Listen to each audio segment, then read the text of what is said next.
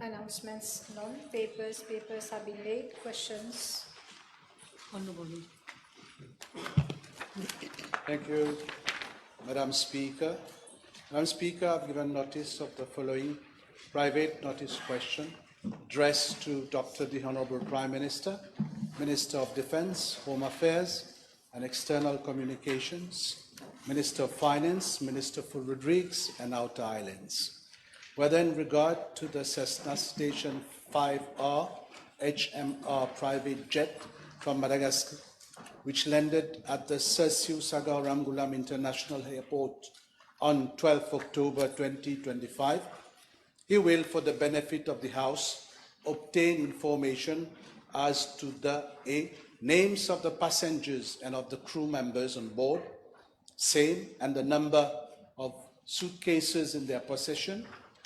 B. Reasons for the arrest of Mr. MR, Mr. DJCT, and Mr. NB by the Financial Crimes Commission. And C. Conclusions of the investigation report on the circumstances surrounding the incident, indicating the measures taken and whether the report will be made public. Thank you, Madam Speaker. Honourable Prime Minister. Madam Speaker, I'm informed by the Acting Director of the Civil Aviation that on the 12th of October 2025, following a request made by Jet Prime Limited on behalf of Transocean Airways, initially for medical evacuation, then for tourism purposes, and finally for shortage of fuel, they asked that they be allowed to land. In line with the International Civil Aviation recommended practices, the Department of Civil Aviation allowed the plane to land. The aircraft, a Cessna Citation 560XL, bearing registration number 5RHMR, landed on the 12th of October 2025 at 0044 hours. With regard to part A of the question, there were 5 passengers on board, namely Mrs. Ravatomanga, Mr. Ravatomanga, Mr. Ravatomanga Rami Mialichana, Mr. Nitse Louis Christian, and Mr. Ravatomanga Aina Fenusa. And also there were 2 crew members together. You want the name, maybe Mr. Ramanan Soa and Mr. Hasian Yabo. 2 senior officers of Customs Department of the Mauritius Revenue Authority proceeded to Jet Prime Limited at 0045 hours and gave clearance to land for the 5 passengers and the 2 crew members. 9 pieces of luggage and 6 pieces of handbags were scanned and cleared for the passengers. 2 pieces of handbags were scanned and cleared for the crew members. All 5 passengers declared that they had in their possession a total of 10,000 euros. It is to be noted that on the 13th of October 2025, at 1400 hours, the Customs Department of the Mauritius Revenue Authority carried out a search of the aircraft in the presence of the captain. Nothing compromising was found except for 1 suitcase-like bag in Ios, and the captain explained that the bag belonged to Mr. Ravatomanga. The bag was secured and was not open. An appointment was scheduled on the 14th of October 2025 for examination in the presence of its owner, Mr. Mamy Ravatomanga, and the bag was opened and contained a car sunroof accessory only. It is to be noted that this suitcase-like bag was among the bags which were scanned and cleared on the 12th of October 2025, but the owner requested that it be returned on board because he would not need it during his stay in Mauritius.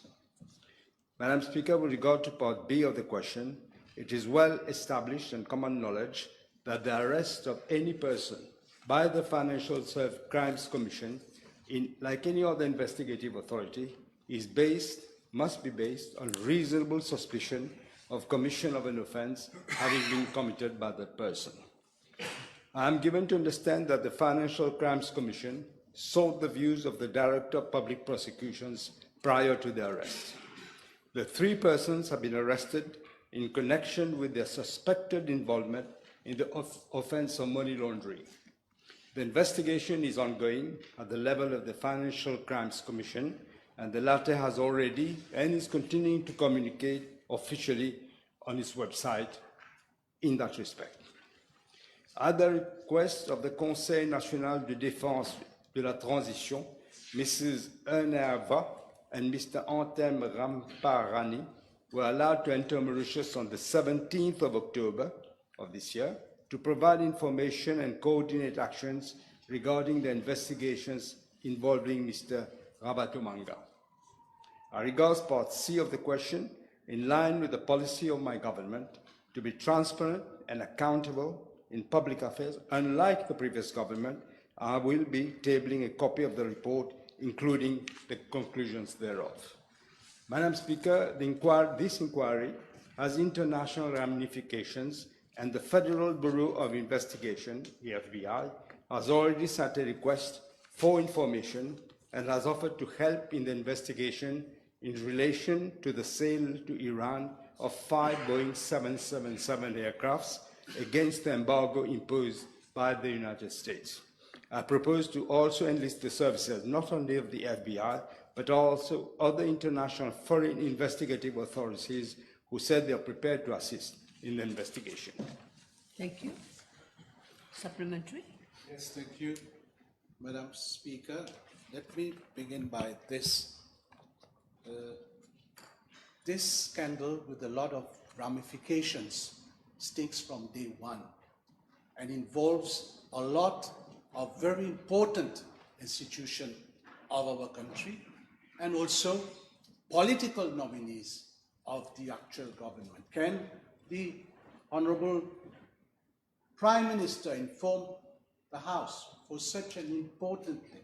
Why the acting Prime Minister was not made aware of the request for lending of this private jet? Don't you feel that he should have been made aware? I certainly agree with that. He should have been made aware. May I ask the Honorable Prime Minister why then he was not made aware? Well, you will see in the report. I will be tabling the report. I can table it now. Yeah. You want me to walk up and table it? Somebody come and table it. But they went through the procedure that they didn't perhaps look at the political implications. They went through procedures and they allowed the aircraft to land because they checked on World Check, on all these international. They don't do all the checks, unfortunately. I will be coming to the House to say that we have to other checks.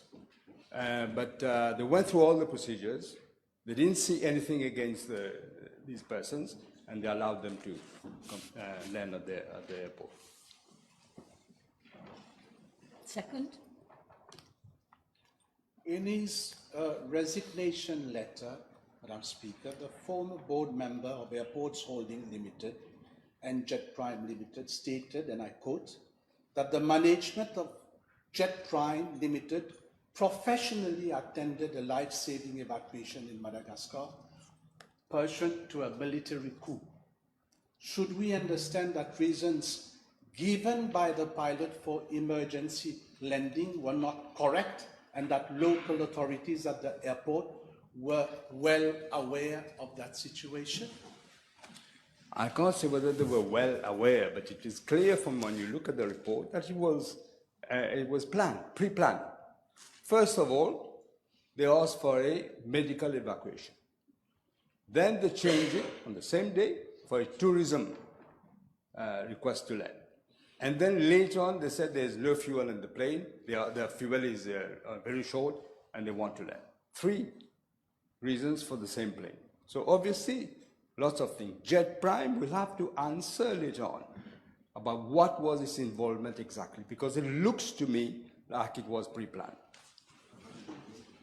I think this is in the report, but may I ask the Honorable Prime Minister, who gave the final authorization for the lending of that private jet?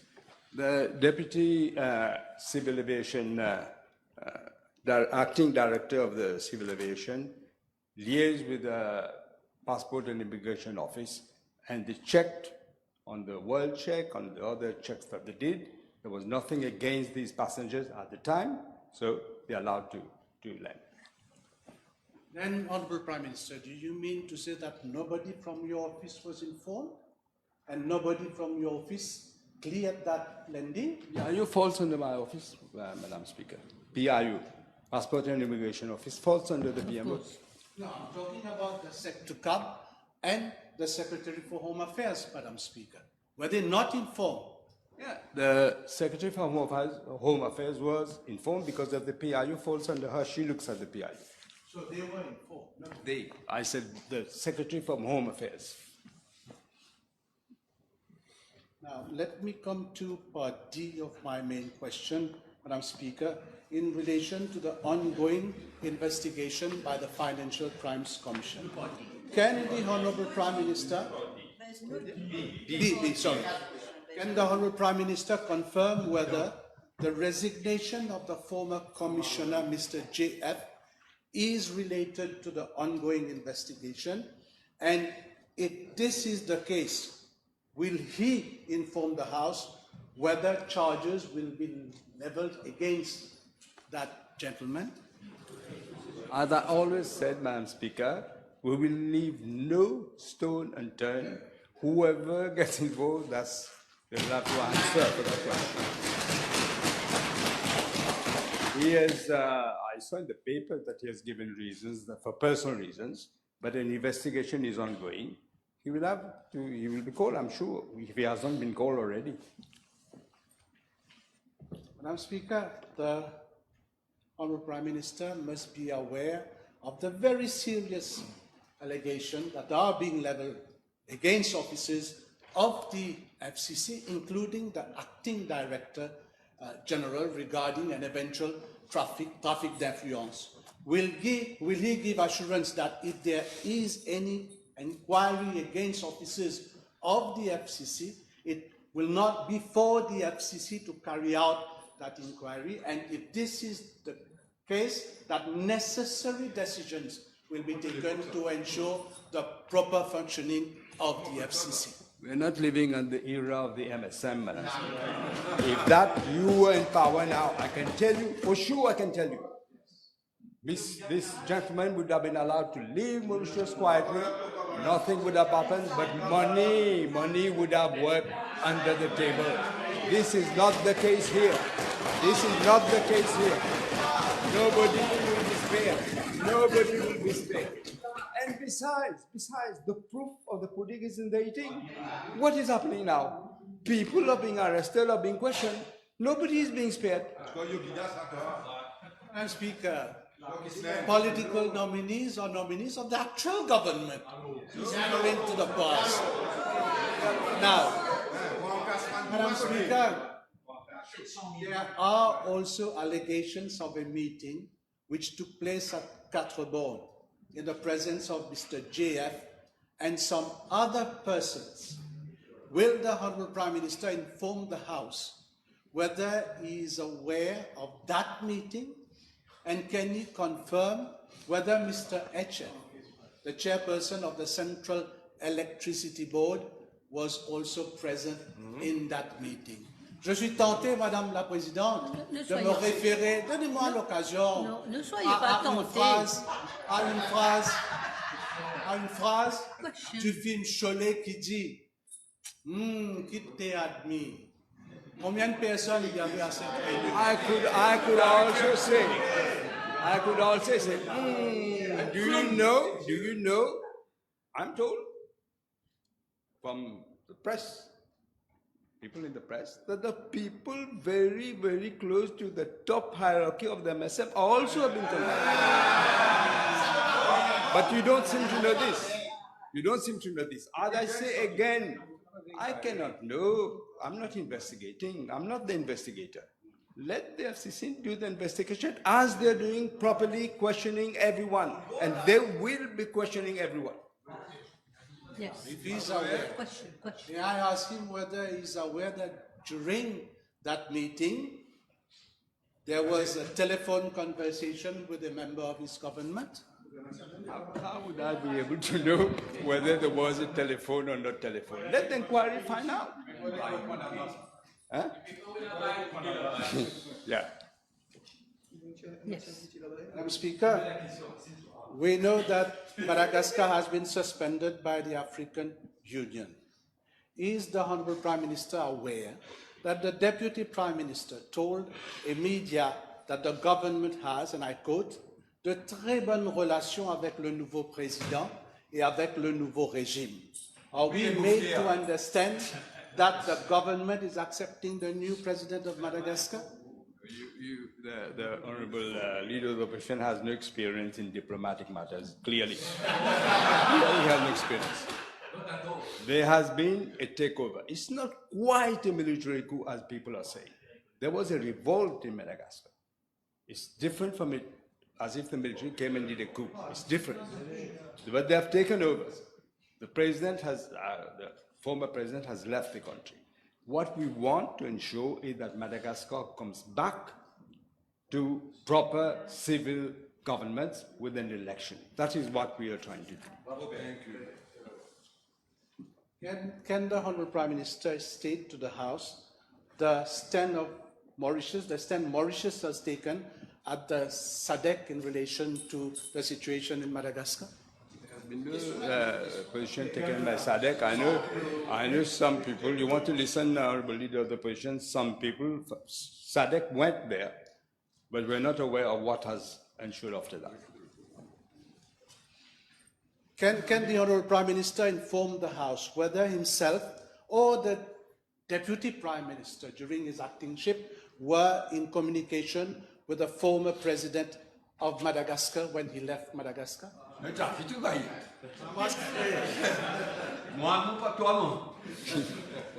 Neither of us have, obviously. May I ask the Honourable Prime Minister, the pilot provided multiple reasons to justify lending, and the first of which was for medical reasons. Can the Honourable Prime Minister inform the House if the Ministry of Health was informed immediately and if a team was sent to the airport? No, I think, Honourable Leader, let me remind you, first of all, they said it was for medical evacuation. Secondly, then it came to tourism. Thirdly, it came to lack of fuel in the airplane. So 3 reasons on the same day, within hours. So that gentleman is now in a clinic.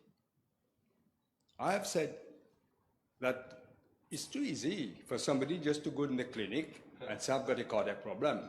We will be sending officers, public officers from the Ministry of Health to check whether it's true or not. We have to check.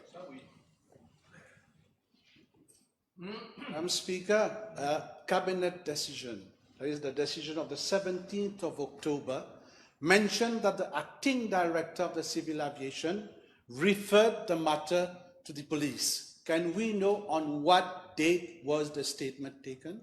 We'll see all in the report that I've just circulated, various étapes de ce qui a été, ce qui s'est passé. Then you'll be able to put a proper question next time if you read the report. No, but you can. This is my time. I have the right to put questions, Madam Speaker. You should not tell me to come later. No, I say you can. I'm not telling you. I'm only saying that if need be, you will be able to do that. Yeah, But you can still carry on. You can still carry on.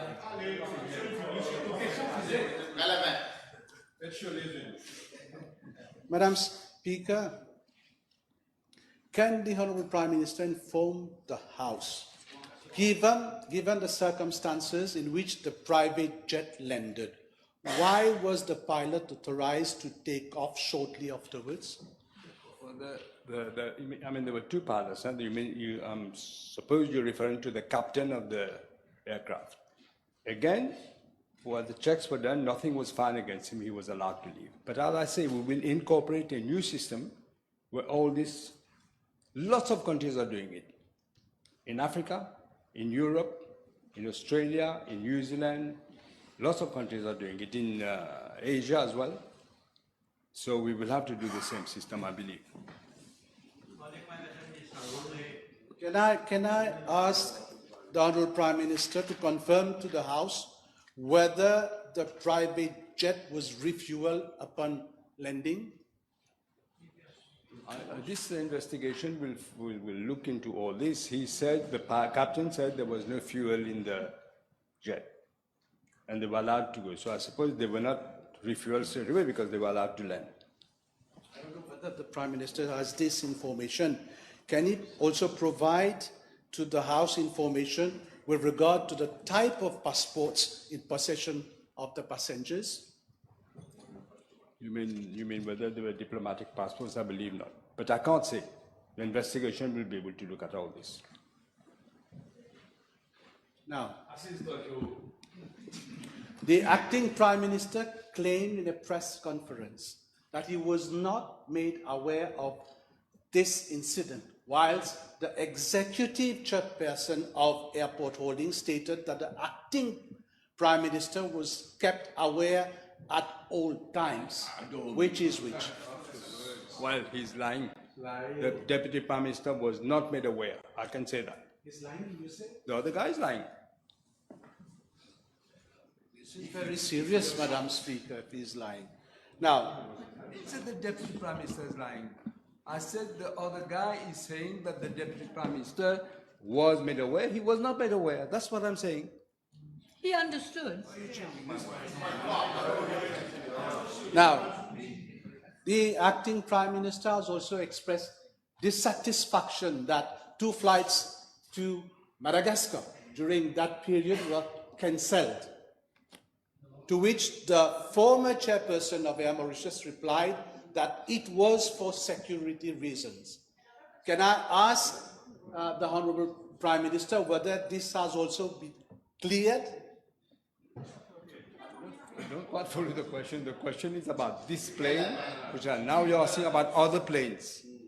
That statement was made by the acting Prime Minister. Even if it was made by the acting Prime Minister, the question is about this plane. He promised the nation that everything will be clear. Well, I can tell you everything will be clear. Your friend. Yeah, your friend. Yes. So do you have... Thank you. Madam Speaker, may I ask the Prime Minister in relation to part B of the question, with regards to the alleged offences of money laundering, will the Prime Minister reveal the names of the management companies, the banks and the real estate promoters who have helped, allegedly, this person to stash so much money in Mauritius, contrary to FATF rules? And it looks like, again, there has been loopholes that has been found by those persons. Will he now, it doesn't matter whose regime it was, what matters is what you will do about it. Will he now seriously investigate, cause a serious investigation, who may, regardless of who might be involved, to ensure that we protect the financial services sector and that we ensure integrity of the Mauritian economy? I remember very well, your own father was Minister of Finance around the time all this was happening, including the MSM government, but we will ensure, that is what I said, no stone will be left unturned. Yes. Madam Speaker, may I ask again the names? We are interested to know who are the banks, who are the management companies, who are the real estate promoters that have allegedly aided and abetted. This is what we are interested in. Well, member must learn to be careful. It is not for me to name names. An investigation is ongoing. So if you name names, you know what's going to happen? This is precisely what they want. They will take the money out of the bank. Yeah, okay. We're done. Thank you. Thank you very much. Yes. Motion? No, not yet. I'm sorry. Got a bit carried away, yeah? Questions? Question? 99. Yes.